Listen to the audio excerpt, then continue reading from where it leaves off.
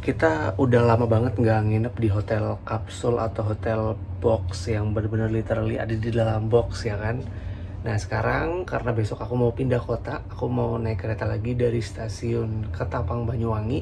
Ini ada penginapan yang sepertinya wajib dicoba kalau misalkan mau ke Bali naik Sri Tanjung, kecapean segala macem. Mendingan nginep dulu semalam di Banyuwangi ya, dekat dengan pelabuhan Ketapang dan stasiun Ketapang. Namanya adalah Kubik One Kapsul Hotel Banyuwangi. Nih, beneran kita ada di kapsul lagi, box. Ya, kayak gimana penampakan penginapannya kita langsung cek sama-sama yuk.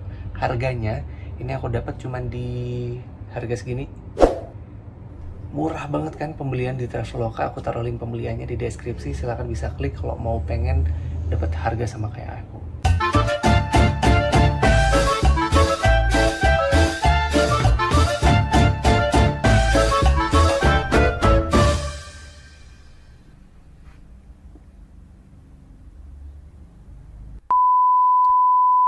Series terakhir di Banyuwangi kayaknya 4 episode dulu karena aku akan pindah kota lagi, mencoba kota baru lagi mulai minggu depan ya, Kamas begitu dulu semuanya.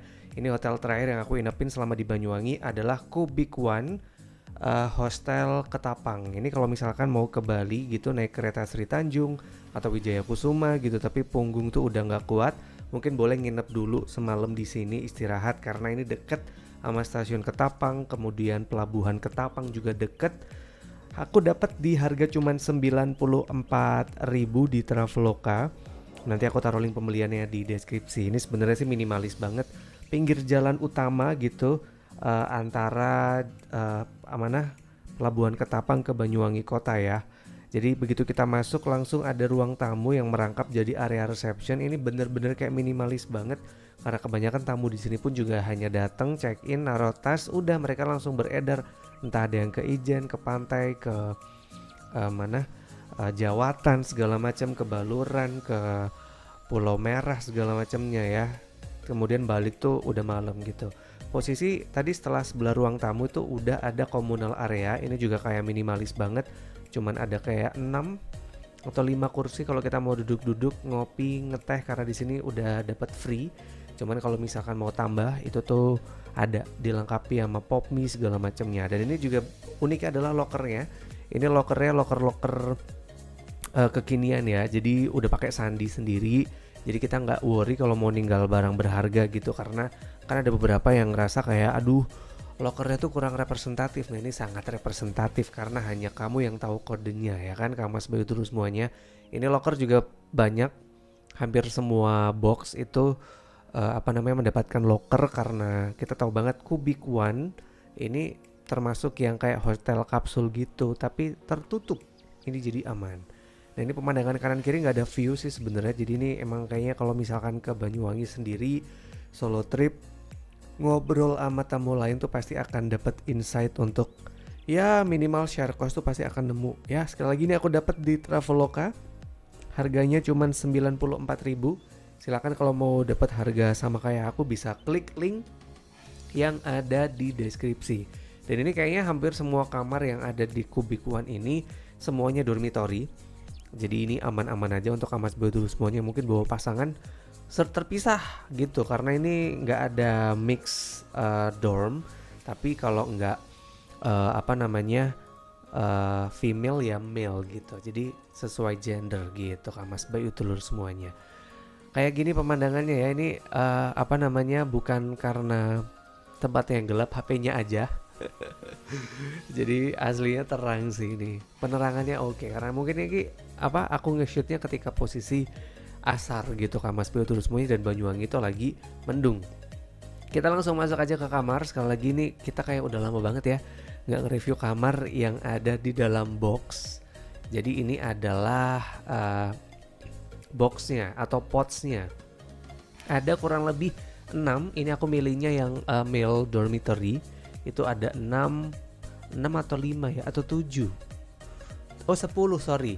Yang menghadap ke pintu tuh ada 2. Jadi yang satu gimana ya nyebutnya ya. Yang satu tuh Ya inilah pokoknya dilihat yang satu tuh kayak miring gitu posisinya, yang satu tuh beneran tuh beda ya, paham kan Kamas Turismonya? Ada 6 yang kakinya